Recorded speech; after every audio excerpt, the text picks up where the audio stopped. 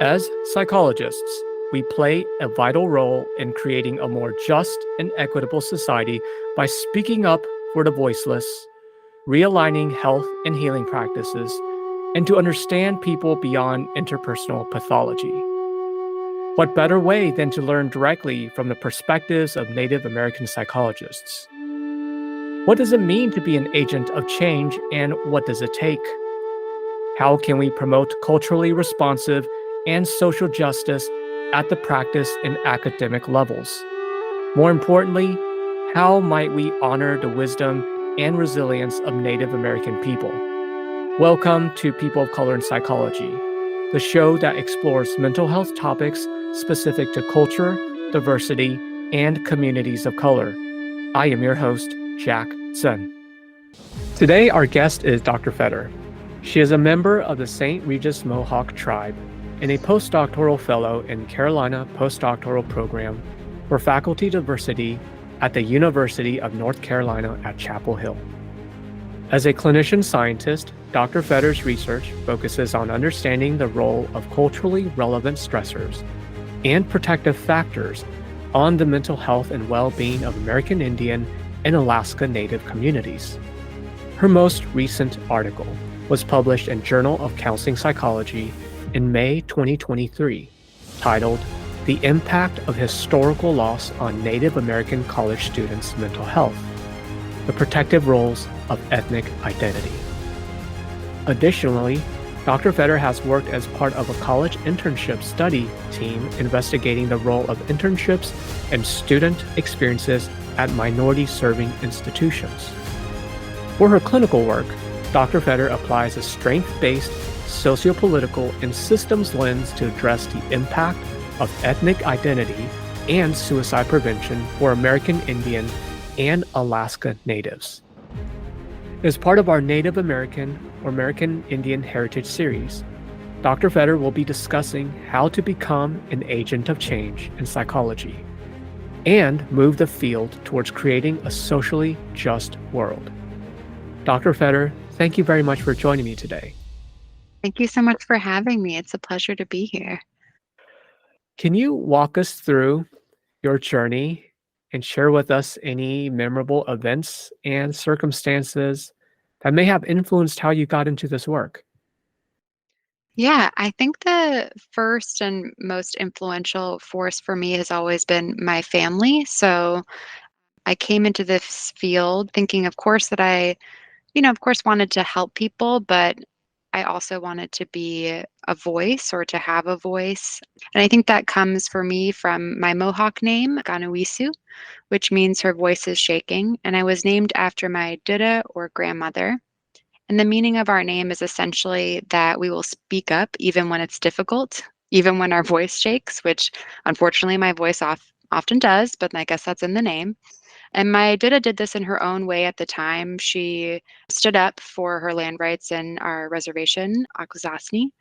And now this name means to me acting with courage, conviction, and humility, even when I'm afraid or nervous in different settings. And so I think that has given me the resilience to continue to pursue higher education and graduate school, even when I didn't believe in myself, because I felt that sense of responsibility towards honestly my name, my Dada, my family, to continue to pursue higher education so that I could become a voice in the field. It's so powerful just thinking about how strongly one's identity is tied to the name and beautifully named to be able to speak up. And you're usually, speaking up for about easy things, our voice isn't shaking, but usually Mhm. our voice is shaking when we are speaking up about difficult subject matters. And you're talking about this idea of speaking up in the field of psychology. For some of our listeners, it may be obvious for what issues we need to be speaking up about. Can you maybe tell me a little bit more about how you have used your cultural lens in speaking up about relevant issues in psychology? Yeah, I think the first way, my initial reaction to that question is, oh my gosh, I haven't spoken up at all, or what have I spoken up about? So it's so funny to think about how closely held this belief and value is for me, yet how difficult it is to talk about in a way that centers myself. But yeah, I think for me, first just coming into the field and understanding how many Indigenous health equity issues are not being addressed by the field of psychology. I think in my graduate education, there were a lot of moments of realizing not only is psychology coming from such a narrow lens and such a specific set of cultural experiences, ways of knowing or epistemologies, value systems. It also has perpetrated a lot of harm for Native communities and other marginalized communities in the US specifically, of course, also globally.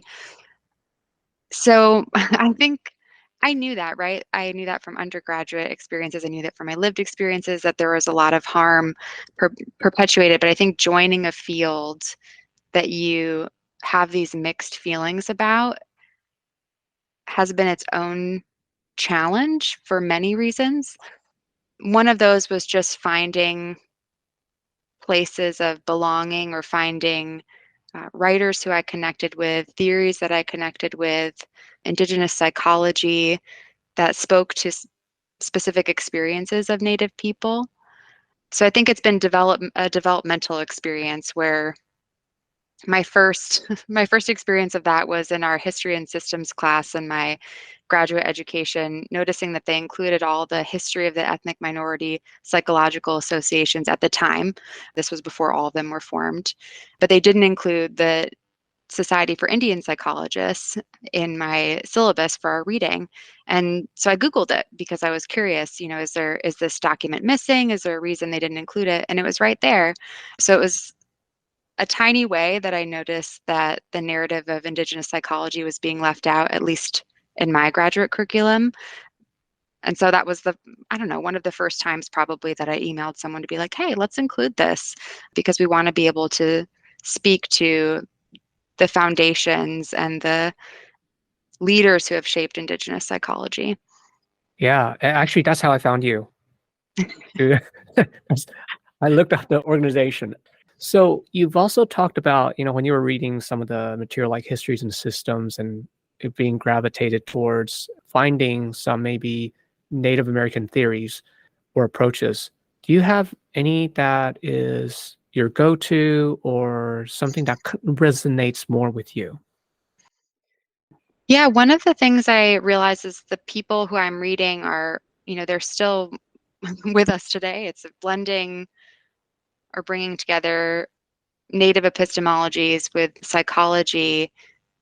I don't know that it's a terribly deep field. So I feel like the research, the knowledge in these areas are relatively new, and there's a lot of gaps in terms of what we know. Honestly, sometimes pretty shocking gaps. So I think one of the first things I always share with people is a lot of the treatments that we use that are considered, our evidence-based practices, our evidence-based treatments, our EBTs have not been tested with Native communities.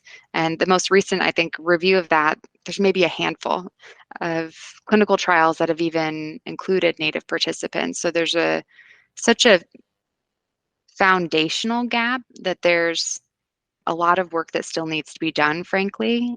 And we need more Native psychologists in the field to do it. Or perhaps we don't. I mean, it depends on how we want to view this, right? I mean, we can continue to engage in psychology as a discipline, how it serves our people. We can also continue to critique how psychology views the human experience and positions well-being or balance or harmony. So I think there's so many scholars who I looked up to and admired, and there's also a lot still that we need to do. Hmm. And of the materials that you've read through, as well as some of the scholars that's influenced you, is there, I guess, this distinction? So, folks who are learning about culturally responsive care and cultural humility, what is maybe a takeaway for them as they are thinking about, oh, because I mean, APA recently published a monitor about how many psychologists are actually drawing from Native American healing practices. So I'm curious if there is something you think other psychologists can benefit. Yeah. Yeah, it's such a great question. I wish people asked that question more often. I think this actually is something that's so close to my heart as a way of viewing like the contribution that Indigenous psychologists have. Yeah, I think the most low-hanging fruit is just viewing people from a holistic perspective that allows distress and pain to be a part of our experience and to live alongside well-being. It's to acknowledge that a lot of what's happening for us as beings is not intrapersonal, but rather related to the society, the culture, the community, the environment, the families that we're in, and the experiences that we're having. And so I think having a really dynamic, harmony based, balance based view of human experience makes it easy to approach work with clients from a strength based perspective. It makes it really easy to see progress and growth and kind of self actualization. And it also allows us to honor where people are at in their situations and what's realistic. I think that a lot of the emphasis towards focusing so heavily on intrapersonal psychopathology had has so many unintended consequences. So I think there's a lot to learn from utilizing harmony or balance-based perspectives. And then, of course, And I think the native lens towards understanding human experiences beyond psychological well-being, or maybe thinking about all the different types of well-being that we have. There's more of that research now, I guess, in mainstream psychology, but I think understanding our human experience is one of incredible connectedness above all. so if I get what you're saying here, making sure I understand, is that oftentimes with psychology, there is just maybe the individual pathology, their symptoms, their depression, it becomes their individual experience. Mhm. And we hyper focus on treating just the individual as opposed to also addressing, hey, how's the relationship with the family? How do we intervene in that direction? How are you involved, say, with your community identity or your spiritual identity and so on? All these different facets, a holistic view of who the person is to address this overall sense of well being. Is that what you're trying to say here? Yeah, I think the elimination of distress is a ridiculous goal. Okay, can you say more about that? Well, the human experience is full of pain, and I know, DBT Act addresses this, but I think even maybe those modalities address the idea that pain is normative and an expected part of our experience, but I'm not sure the broader field or our approach to clinical mental health in general reflects that. I'm not sure we really do have an attitude that our clients can experience growth and change and meaning making and a more satisfying life according to their definitions without eliminating pain or distress. Yeah, like my goal is symptom reduction. Right, even our Right. outcome measures Yeah. pretty much Yes. hold that belief system. Yeah. Yeah. And we don't have quality of life measures oftentimes, or many times those outcomes are not included, Yeah. other well-being based measures. Yeah. Huh. Well, again, you're speaking to someone who grew up in a Buddhist household who believes in this whole idea that life is suffering. Yeah, I totally get it when people are talking about, oh, I want to get better. Wait, how do you define that? What do you mean better? Right, Yeah, you keep right, chasing after happiness. What's going on here? Yeah. right. Now, what is one recommendation you would give to therapists or professionals who may encounter working with a client who identifies as Native American? And I Yeah. say this because we do get some clients that are oftentimes biracial, bicultural, and they'll check the box of I'm also Native American, but that's not even brought up in a context of therapy. Mm. Yeah. Well, hopefully, I think the first step right, with any culturally responsive therapeutic approach is always naming and exploring significant cultural identities. So understanding where someone's identity fits and how we're going to be talking about it in therapy. So I think using a really open exploration of what this identity means to you, how it might we imagine it showing up in therapy, how do we want to be holding this identity? And then I think I'm keep debating whether this is the most helpful answer, to be honest. But my first instinct is to acknowledge the profound miseducation that our US public education provides to children about the history of this country, about our relationship with the world, and in so many profound ways. And specifically, the systematic erasure of Native history from our US history curriculum and how that affects our societal understandings of Native communities, Native people, and our relationship with Native communities and nations. And so, my first instinct is to say that listening to this podcast is a pretty phenomenal start. So, I think it's okay to feel pretty good about that. And then I would also think continuing to engage in your own education. So, getting some foundational knowledge about what is the actual history. Because any history that I've encountered in my K through 12 experience was, I mean, just not accurate. And so, getting to hear from Native history, getting to hear from Native storytellers, Native historians, there's a lot more access now than there used to be to really consumable media than we used to have. So now there's podcasts that focus on Native stories. There's TV shows that are funny and, interesting. There's documentaries that, we didn't have before. So there's a lot of ways to desegregate your media that we didn't used to have access to. So I'd encourage people to do that first.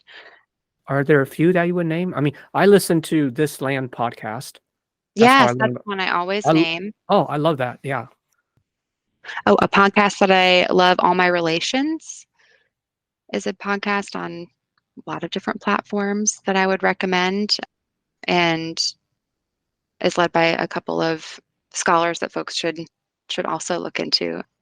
Yeah, I think that would be one I would recommend. Okay. Okay. And as a person of color, can you share with me some of the challenges that you faced and overcame that you would be willing to share? Yeah, I think one struggle that I had in graduate school, and I'm sure will continue to show up in my life in different ways, is finding Indigenous mentors or mentors doing work focused on Indigenous health to work with who are also using culturally congruent methodologies to approach their work.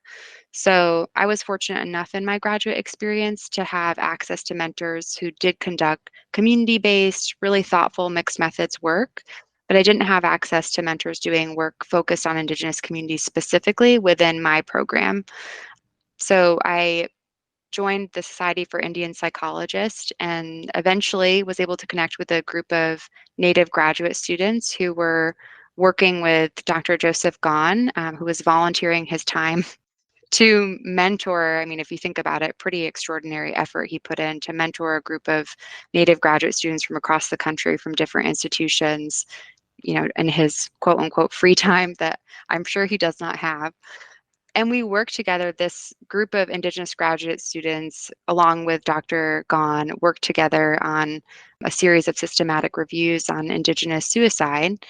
And it was such a transformative experience for all of us that we actually wrote a manuscript talking about and reflecting on this experience and thinking about how this could translate to recommendations for faculty who are working with Native graduate students now or who maybe are interested in becoming a mentor to a Native graduate student.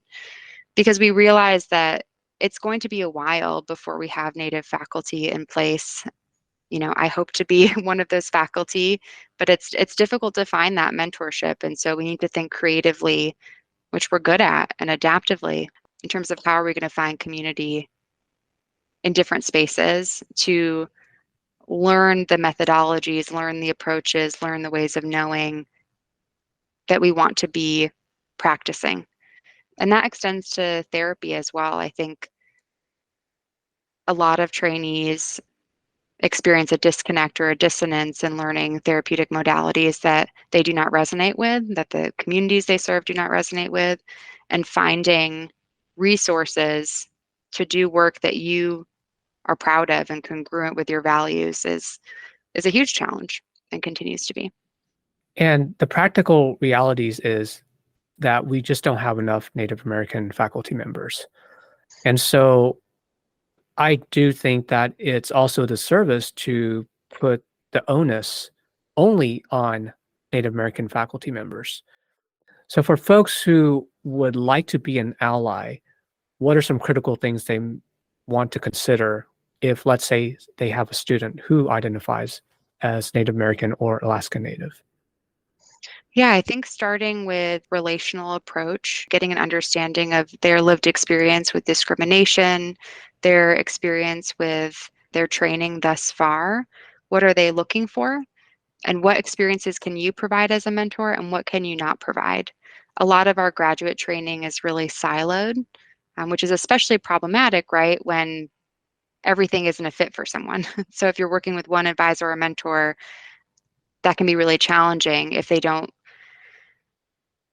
aren't open to you working with other faculty or mentors. So one really concrete thing that research mentors can do is to suggest that Native students connect with their ethnic minority psychological association to express explicit support for them working with other Native graduate students or faculty, to support them in connecting with other researchers doing work that, if not aligned with the population, aligned with the methodology, aligned with the approach, or another aspect that they can gain experience with.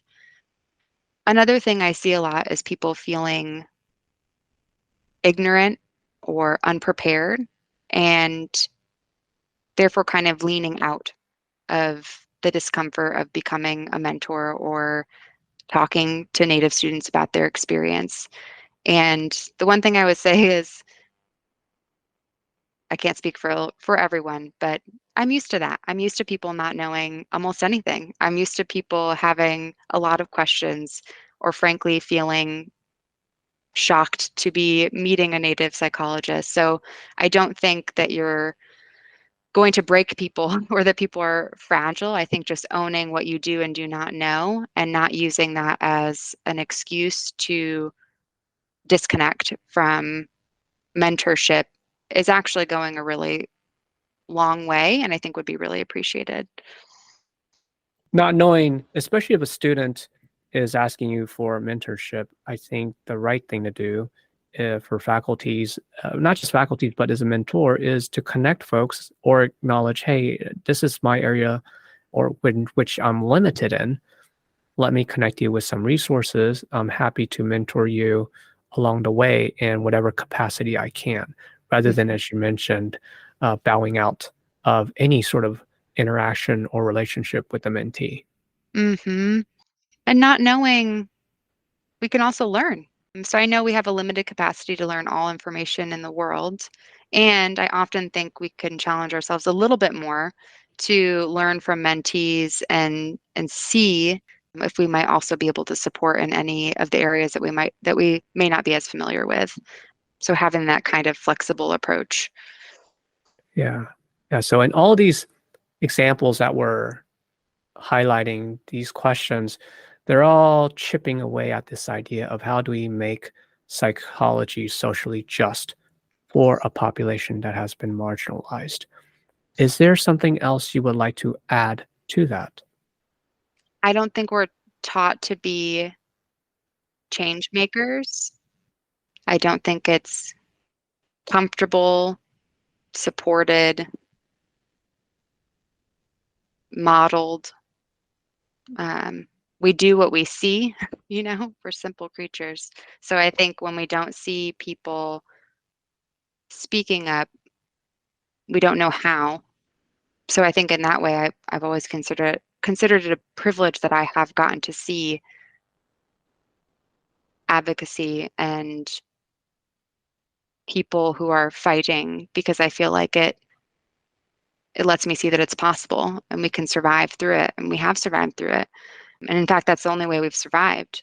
So I think continuing to be self-reflective and engage in reflexivity in our work, in our field, in our clinical practice, in our research, to practice having a critical eye, and then to come to the table willing to speak, even if your voice is shaking, even if you are scared to do so, to find community and coalition in that. I think there's actually a lot of power behind that, but we don't step into it, and we're not exactly taught how to step into it. So, how would you teach folks to step into it? Try. It's like any new thing, right? I think it's easy to overcomplicate things or to stop seeing things as translatable skills, but anything you do the first time, you're probably not going to be very good at. That's certainly how I feel about this podcast interview, right? Is I'm sort of viewing this as my trial run, and I'm Mhm. giving myself space to have an experience that I don't know how it'll go. But I think it's important to practice. So I think in any space that you're in, you can focus on your sphere of influence. You are likely in rooms where you have a perspective that could contribute to creating greater equity in your organization, in your in your higher education space, in your department, in your classroom. And so practicing. I also think watching, learning from other people, seeing what works for them, seeing what's effective, talking to people behind the scenes about what you're noticing and strategizing which one of us might be the best person to approach this. I'd like to say something in this next meeting. Could you run through with me how I might go about saying it? Or could we talk through possible responses that I might get when I bring this up in this upcoming meeting? So I think doing things that are scary is essential and necessary. And we can do it. We can all do it. We do it all the time. Yeah. Well, Dr. Fetter, thank you very much for sharing that with me, as well as our listeners. How do we support you? Well, I want to say that there are a lot of researchers that I want to, and scholars and clinicians that I want to, I guess, lift up or highlight that people can support. Native research and scholarship is really undercited and underrecognized. It often gets siloed into kind of its own niche, and then the larger field doesn't incorporate that into how we think about clinical psychology, developmental psychology, whatever it may be. And so knowing who those native psychologists are so that we can incorporate their work is really important. So I wanted to mention people like Art Bloom, Gail Morse, Iva Greywolf, Joseph Gahn, Melissa Walls, Victoria O'Keeffe, Gillian Fish, Maria Crouch, Andre Wigglesworth, Kyle Hill, Nicole Redvers. There are many, many, many Native scholars doing fantastic work addressing Native health equity in public health and psychology that I would encourage people to see, to get out there and see who's out there. All right. Should be able to find their stuff on ResearchGate, correct? Yeah. Okay. I will link it as part of our show notes for this That's episode. wonderful. Yeah. Well, Dr. Fetter, thank you very much for sharing everything that you've discussed with me so far. Thank you for being on this podcast, as well as your commitment to the field. Yahweh, thank you so much for having me. I hope you liked this episode. Please subscribe and share. We love to hear from you, so send me a message on LinkedIn or email. The People of Color in Psychology is brought to you by the Multicultural Counseling Institute, and I'm your host, Jack Tsen.